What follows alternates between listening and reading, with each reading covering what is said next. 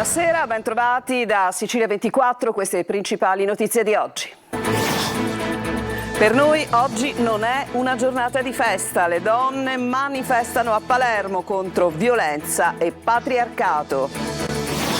La casa femminile Lumière è il nuovo spazio di accoglienza per le donne sole vittime di ogni tipo di violenza. I padri vincenziani a Catania aprono le porte della locanda del Samaritano. Il legame tra gli allevamenti intensivi, le lobby della carne e le politiche comunitarie nel docufilm indipendente Food for Profit, realizzato dalla giornalista Giulia Innocenzi e presentato a Catania. Prevista il 19 aprile la sentenza in appello per Filippo Mosca, detenuto in Romania in condizioni disumane da 10 mesi. A Sicilia 24 la madre, mio figlio non spera più, ieri incomprensibile udienza a porte chiuse, esclusi i funzionari dell'ambasciata italiana. Dalle ingerenze negli appalti alle infiltrazioni nelle istituzioni, blitz antimafia nell'Agrigentino, 7 gli arresti, azzerati i traffici delle famiglie di Burgio e Lucca Sicula. Con il tempo favorevole riprendono i viaggi dei migranti verso Lampedusa. Nell'ultimo episodio anche il cadavere di un giovane ritrovato sugli scogli insieme ad altri profughi. Calcio, Michele Zeoli per la seconda volta in questa stagione alla guida del Catania, con lui un altro ex rossazzurro, Leo Vanzetto. L'esordio domenica al Massimino contro il Potenza.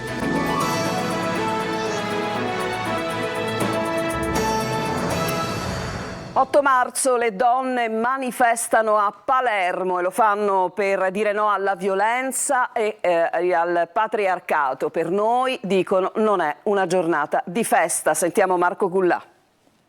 Chiedono di non essere lasciate sole, manifestano anche per tutte quelle donne che non possono scioperare, come chi lavora in nero, chi viene sfruttata, chi non può manifestare perché magari assiste i propri cari H24 senza il supporto delle istituzioni. Il rosa che invade Piazza Indipendenza a Palermo nel giorno dell'8 marzo. Violenza e patriarcato, un confine sottilissimo secondo le donne che oggi manifestano in città. Noi scendiamo in piazza ormai da più di 7 anni per ribadire che questo per noi non è una giornata di festa, ma appunto è una giornata di lotta, una giornata di rivendicazione in cui appunto scioperiamo contro la violenza patriarcale che si manifesta in tantissime forme, di cui femminicidi, transcidi, stupri rappresentano solo la punta dell'iceberg. Noi in piazza chiediamo i nostri diritti, chiediamo sia che i nostri diritti che sono stati conquistati in passato da chi ha lottato prima per noi vengano mantenuti, perché questo governo sembra remare contro e cercare di toglierci quello che già abbiamo, ma noi resistiamo per tenere quello che appunto le nostre compagne hanno conquistato prima di noi. Giovani, mamme, anche bambini alla manifestazione di oggi pomeriggio. Scioperiamo dal lavoro riproduttivo, cioè dal lavoro di cura che grava specialmente sulle spalle di donne e soggettività marginalizzate. Scioperiamo dal lavoro produttivo, dal lavoro quindi salariato. Il tasso di occupazione in Italia femminile è solo del 52% ed è tra i più bassi in Europa. Per chiedere libertà e per tutelare i nostri diritti acquisiti e futuri. La casa femminile Lumière, si tratta di un nuovo spazio di accoglienza per le donne sole, vittime di ogni tipo di violenza, curato dai padri vincenziani a Catania, il servizio di Angelo Gagliano. A Catania c'è un nuovo spazio di accoglienza per le donne sole vittime di ogni tipo di violenza e sarà curata dai padri vincenziani. È la risposta alla sempre più crescente richiesta dei più vulnerabili. Le donne hanno bisogno di trovare un luogo sicuro nel quale raccontarsi, nel quale trovare ascolto, accoglienza e in questo caso anche la possibilità di una residenza che si prolunghi nel tempo. E io spero che la notizia che ci sia un luogo e delle persone disposte ad ascoltare si diffondi in tutta Catania e in tutti i dintorni perché le donne possano fare riferimento a questo posto. Camera da 4 posti e bagno in camera, la casa femminile Lumière non è solo un luogo di ascolto. L'abbiamo chiamata Lumière perché vuole essere un luogo di luce per coloro che hanno perso la speranza, che vivono nel buio della sopraffazione, dell'emarginazione, che vivono il buio dell'isolamento. Sempre a Catania, ma in questura c'è la Stanza Rosa, pronta ad accogliere le donne che decidono di ribellarsi ai soprusi subiti. Accogliente, con libri, favole, giochi per bambini e ancora dipinti che aprono uno squarcio nel silenzio. E adesso un'altra donna, una giornalista, Giulia Innocenzi, che è autrice di questo docufilm, un docufilm che è un po' una inchiesta, parla del legame tra gli allevamenti intensivi, le lobby della carne e le politiche comunitarie. Il docufilm è stato presentato a Catania. Sentiamo Luca Ciliberti. Titola Food for Profit, il primo documentario che mostra il filo che lega l'industria della carne, le lobby e il potere politico. Questa volta non solo mostriamo le immagini di quello che succede all'interno degli allevamenti intensivi, ma anche il fatto che questi allevamenti sono finanziati dai sussidi europei, quindi è la politica agricola comune che destina la gran parte del suo budget agli allevamenti intensivi che maltrattano gli animali, inquinano l'ambiente e sono un pericolo per future pandemie. Noi denunciamo questo. Il film, attraverso giornalisti in incognito e sotto copertura, attraverso un viaggio per l'Europa, racconta i maltrattamenti e la sofferenza inferta agli animali, ma anche lo sfruttamento dei lavoratori, l'inquinamento provocato dalle produzioni con conseguenze sulla salute delle persone e sulla biodiversità. Passa persino l'idea di produrre maiali a 6 zampe geneticamente modificati così da ricavare più prosciutti da un solo animale. Abbiamo presentato Food for Profit al Parlamento siciliano, il 20 marzo saremo anche al Parlamento italiano, nel frattempo si sta diffondendo a macchia d'olio nei cinema, nelle piazze, nei ristoranti italiani e quindi noi speriamo davvero che crei consapevolezza e che soprattutto metta fine a questi sussidi pubblici agli allevamenti intensivi.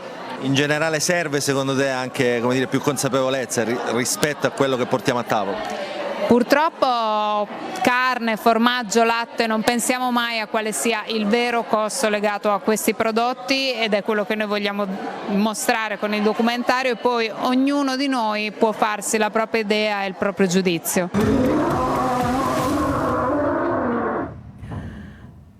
Sarà emessa il 19 aprile la sentenza nel processo di appello a Filippo Mosca, il giovane nisseno accusato di traffico di stupefacenti e detenuto in condizioni disumane in Romania per la condanna a 8 anni e 6 mesi in primo grado. Il 25 marzo invece i giudici decideranno per la custodia cautelare. Abbiamo sentito la madre di Filippo che ha parlato dell'incomprensibile processo di ieri a porte chiuse. Sentiamo. Sarà emessa il 19 aprile la sentenza nei confronti di Filippo Mosca, il giovane 29enne di Caltanissetta, recluso ormai da 10 mesi nel carcere di Porta Alba a Costanza in Romania, dopo una condanna in primo grado a 8 anni e 6 mesi per traffico internazionale di sostanze stupefacenti. Troppo tempo, dice Ornella Matraxia, madre di Filippo, un termine lunghissimo perché so quanto sia pesante per Filippo ogni singolo giorno trascorso in carcere a Porta Alba. Filippo chiaramente non sta bene, Filippo non ha speranza, non ha speranza che le cose possano cambiare. Nel carcere di Porta Alba da maggio scorso sono reclusi anche Luca Cammalleri di Caltanissetta, amico di Filippo, e la ragazza italiana che si era fatta recapitare il pacco nell'albergo di Mosca, al cui interno invece che cosmetici la polizia ha trovato 150 grammi di droga. Ieri intanto la prima udienza del processo in appello che ha scatenato il disappunto dei rappresentanti dell'ambasciata italiana in Romania che sono stati allontanati dall'aula. 2 le persone ammesse, tra le quali la mamma di Filippo. L'udienza è durata 1 ora e mezza, i giudici hanno deciso di far uscire tutti dall'aula, compresi i rappresentanti del governo dell'ambasciata italiana in Romania.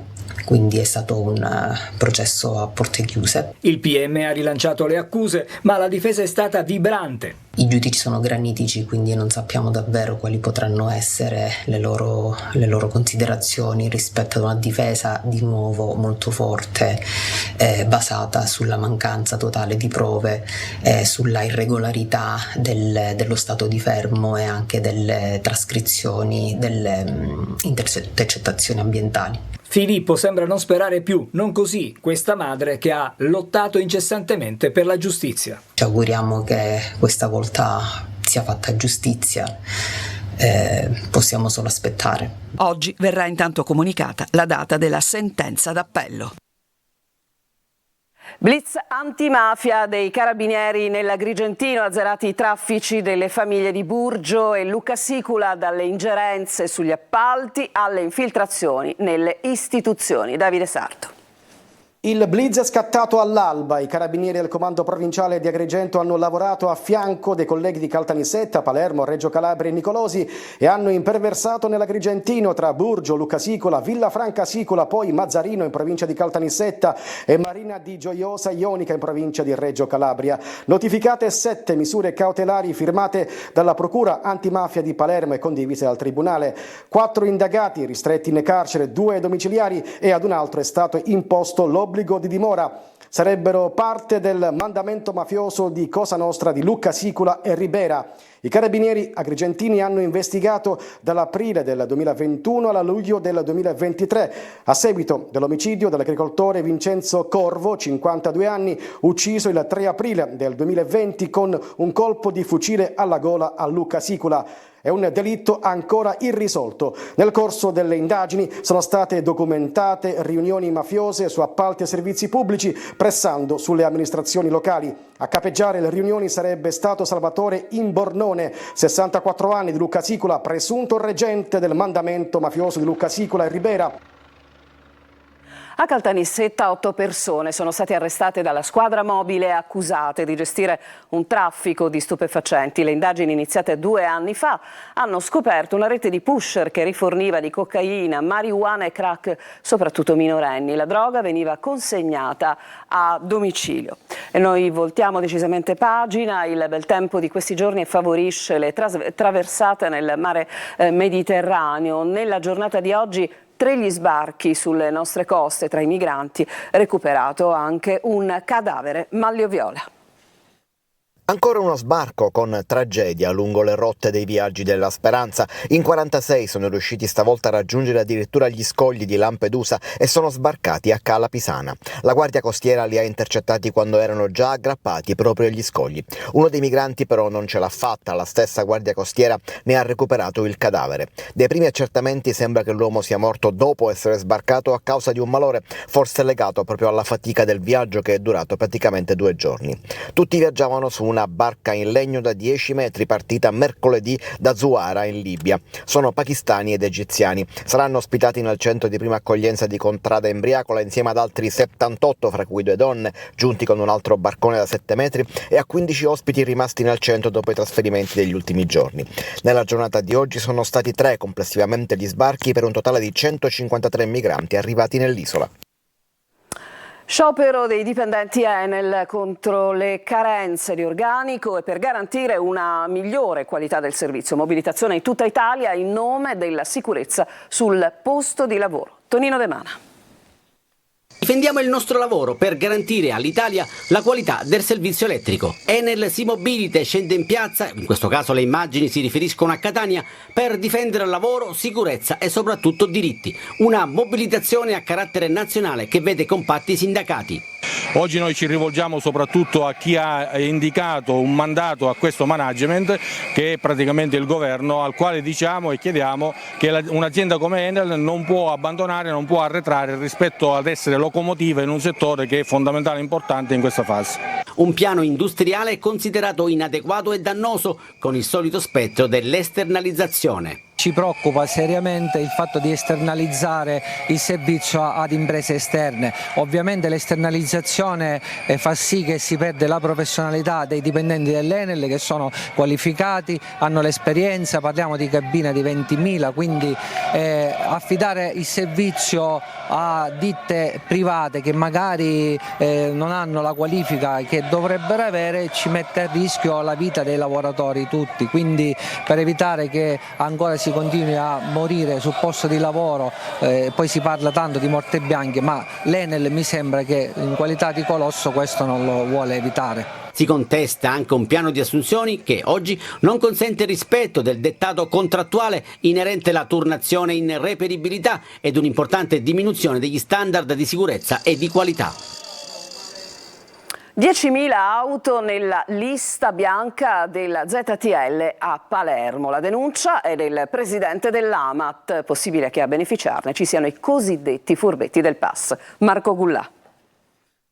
un danno di circa 1 milione di euro in 10 anni per un abnorme numero di inserimenti di automobili nella lista bianca della ZTL di Palermo. È la denuncia fatta dal presidente dell'AMAT Giuseppe Mistretta, targhe inserite nel sistema informatico, ovviamente gratuitamente, per ben 10.300 accessi definiti impropri da Mistretta. Una denuncia evidenziata anche da Sabrina Figuccia, presidente della terza commissione e capogruppo della Lega al Consiglio Comunale di Palermo. E il dato è sicuramente un dato che preoccupa, estremamente significativo, è frutto probabilmente, secondo la ricostruzione del Presidente, del fatto che le credenziali di accesso al sistema siano state date a tutti quei soggetti aventi diritto, all'accesso in lista bianca, che ricordiamolo è lo strumento che garantisce disabili o forze dell'ordine e altri organismi accreditati a poter accedere in area ZTL senza pagare alcun costo. Richiesta la lista degli accessi. E sicuramente tra questi accessi qualche furbetto ci sarà stato. Il timore è proprio questo e certamente le indagini andranno in questa direzione, visto e considerato che comunque si tratta di risorse pubbliche e dell'abuso di un diritto che in effetti non era contemplato nei casi in cui fossero appunto i furbetti. Un danno quantificato in circa 1 milione di euro all'anno che va avanti da 10 anni, una cifra particolarmente significativa per un'azienda che sta rischiando grosso anche di andare in default. Adesso ci fermiamo, c'è una pausa e ritorniamo tra poco, andremo a Catania per farvi conoscere delle novità circa il boschetto della Playa.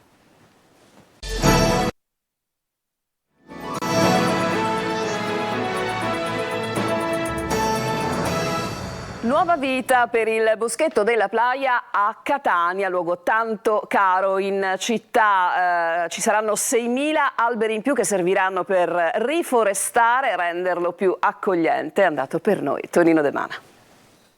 Pompino, stiamo facendo la riforestazione del boschetto della Playa. Quello che vedete è uno dei 5.800 alberi che riforesteranno il boschetto della Playa. Dopo anni di abbandono, incendi ed eventi climatici estremi che hanno devastato gran parte del verde esistente, si lavora su più fronti per rendere più accogliente e sicuro un luogo tanto caro ai catanesi. Da un lato la ruspa spiana il terreno e rimuove gli arbusti ammalorati, dall'altro si piantano nuove e variegate specie arboree, dal pino domestico al pioppo, passando per il salice alla rosa canina. Aiutiamoli a crescere, è questo il motto del Comune di Catania che ha portato avanti il progetto intercettando fondi europei. Un intervento importantissimo di riforestazione del boschetto. Nello specifico nelle ore precedenti c'è stata qualche polemica perché invece durante questi lavori si è visto qualche pino rimosso, abbattuto o tagliato. Questo fa parte di un intervento di messa in sicurezza del boschetto stesso. Ricorderete gli incendi che ci sono stati qualche mese fa, alcuni di questi pini si presentavano secchi o morti o bruciati, altri abbattuti con le radici staccate e quindi per ragioni di sicurezza su autorizzazione della stessa forestale sono stati rimossi. Niente disboscamento e niente deserto, ma bisognerà avere tanta pazienza per dare tempo alle piante di svilupparsi. Particolare attenzione sarà riservata anche al laghetto.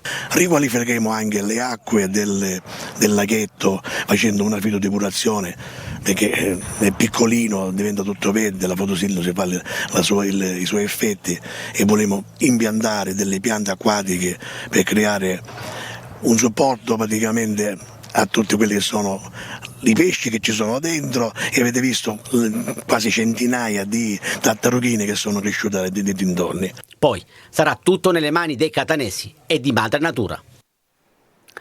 Al Museo Bellomo di Siracusa le opere di 8 artisti contemporanei che dialogano con Antonello da Messina. L'Annunciazione riletta, tra le altre, in chiave moderna, attrae tanti visitatori. Sentiamo tutto da Francesco Aloi. Da Messina a Siracusa la Sicilia valorizza il grande Antonello. Qui siamo al Museo Bellomo. In questa mostra 8 artisti contemporanei reinterpretano a modo loro l'Annunciazione. Hanno reinterpretato, riflettuto sul tema dell'Annunciazione. Ecco, non è un confronto con Antonello da Messina o con la sua opera, Ma sul tema dell'annunciazione in chiave moderna. In galleria ci sono le grandi opere dei maestri del passato, ma c'è spazio anche per il presente. In questa tela di Salvatore Alessi, l'annunciata è una giovane nigeriana salvata dal mare. La coperta termica di oggi per richiamare il manto della Madonna. Antonio Nuccio, artista naif che fa dell'ironia un po' il suo punto di forza, reinterpreta la composizione dell'Annunciazione col suo stile caratteristico in un ambiente siciliano. Qui Tina Sgro si concentra sull'assenza. Riempire il vuoto è un compito che spetta all'osservatore, interrogandosi sull'esistenza umana. Ma queste sono soltanto alcune delle opere in mostra a Ortigia. Ci fermiamo ancora, al rientro ci occuperemo del Catania, adesso targato Zeoli.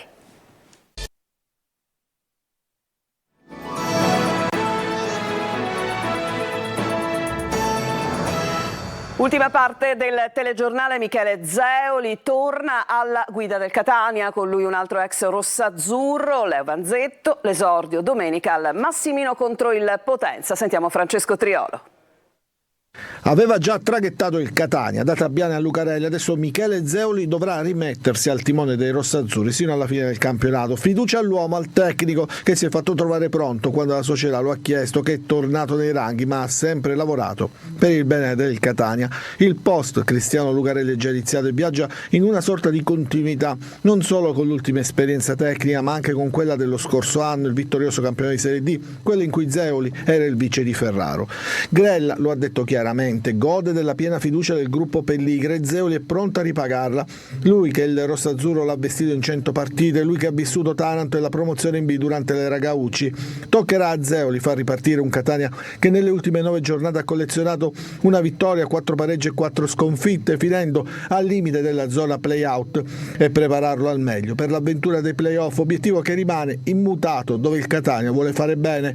Con Zeoli in panchina ci sarà un altro che il rossazzurro lo ha vestito, Leo Vanzetto, dal 90 al 93 col Catania, lo scorso anno sulla panchina del Sant'Agata, che ha fatto bene in campionato. In prima squadra approderà anche il preparatore atletico Giovanni Petralia, uno che ha lavorato con Pasquale Marino a Udine, Parma, poi Empoli, Spal, Terni. A Catania supervisionava i preparatori delle varie formazioni, adesso entra a tempo pieno in prima squadra portando un bagaglio di preparazione in continuo aggiornamento. Preparatore dei portieri sarà Maurizio Bonfatto, fino a ieri con la primavera allenata da Marco Biaggianti, capolista del suo girone.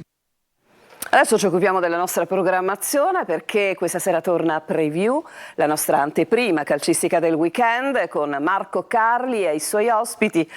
Ci proietteremo sulla sfida fra Catania e Potenza e sulle possibili scelte di Zeoli. Ripercorreremo anche tatticamente le ultime prove con Lucarelli in panchina, che hanno portato al divorzio fra l'allenatore e il Catania. Fare i puntati anche sul prossimo impegno del Messina.